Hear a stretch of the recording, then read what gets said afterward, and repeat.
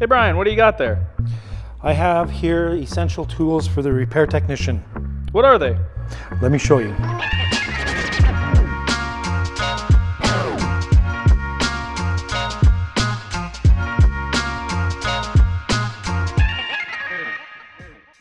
This is my impact drill, and this is your regular drill, both cordless. This impact here has a lot more torque for installing screws, which is nice for when you're installing legs in the frame. The drill has the same use. It can install screws, however, it doesn't have the same torque. It has a higher RPM, ideally suited for drilling holes as opposed to driving screws, but can be used for the same application. And here you have two directional, this is for removing the screws, installing the screws. So and then you have your trigger, which is variable speed, which is nice. Again, the drill has the same directional buttons. And also too, you can regulate the speed. The drill has a much higher RPM capability. The impact, as it's named impact, it can drive a screw into harder wood a lot easier than the drill can. And which one do you prefer for your work? I prefer this one. I prefer the impact. It's the choice of everybody here. The only drawback is that you can over torque a screw, which may cause you a problem breaking the leg or driving the screw in too far. So you have to use your own judgment. Are there any situations in which you would reach for a normal drill over an impact? If one's handier than the other, yeah. One's closer, the impact's across the room, the path of least resistance, I guess.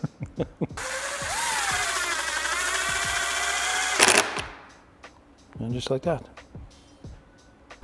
Show us the next one. So you're lining it up into the hole, and then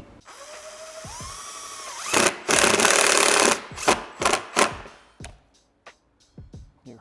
Show us the power drill action. Oh, I gotta change bits. And of course, then that's the big difference, right, too. This speeds the bits clip onto this one really easy.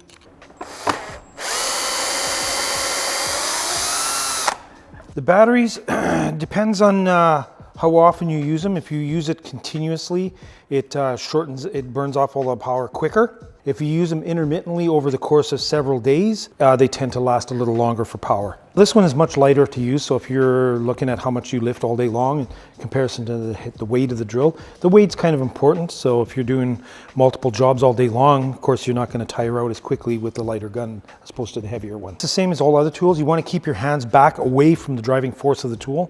So you may want to line it up and then put your hands behind and then drive the screw. Same with this. You want to, maybe line it up with your hand, but before you pull the trigger, get your hands away from the spinning part. Maintenance, any type of upkeep with these tools? You don't have to really do anything to these things except for the fact you do want to keep them warm. The heat and cool process, like from -30 in a truck coming into a warm environment, will cause condensation. So generally try and keep them at the same temperature all day long.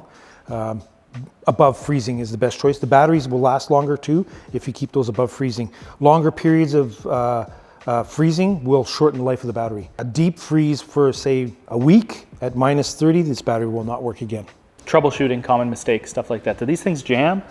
No. Again, the only thing that you got to watch out for is over torquing and possibly snapping a screw. So you just have to be careful in engaging the screws. Like say if you're watching it, how far down into the hole do you go? Like if this is a plastic leg, you can't over torque because you're going to break the leg. Could you like visually just show us what you're talking about? Like what it does is it will. What does? The drill will twist this way.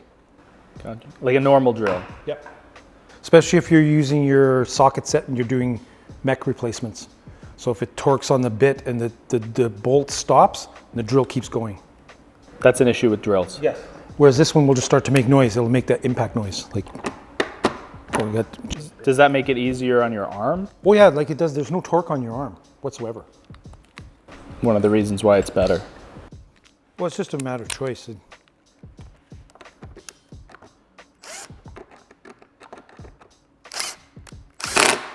it doesn't twist. It just makes noise. I want a kind of a recommendation for the average person, and I'd like to include, I think there are two other options here. There's probably a corded version, like for drills, and then there's probably like a pneumatic version as well. First of all, why don't you use those? And what would be like the best for the average person?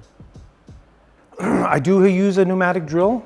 That again is limited to the type of compressor that your little compressor won't turn them as well as you need them to. If you want to drill holes, a pneumatic drill would be more for a shop environment. These are completely designed for being mobile and being away from all sources of power. So that's what makes these very unique and perfect for traveling and doing repairs. The corded version, well, you won't have a corded version of the impact, but you will have a corded version of the drill. The difference is in the transmission, in the design of these units here. The corded version only has one motor and a regulated speed by the trigger. They tend to be much bulkier and less available. This is by far the most popular. Even if you walk into Home Depot right now, you'll see 50 of these battery type drills and maybe only one corded drill. And how important is the drill to furniture repair? Use these every day. You're installing legs, you're removing screws, you're repairing frames. This is the go-to tool I use for doing all my work when it comes to driving screws on furniture. Don't leave home without it. Yep.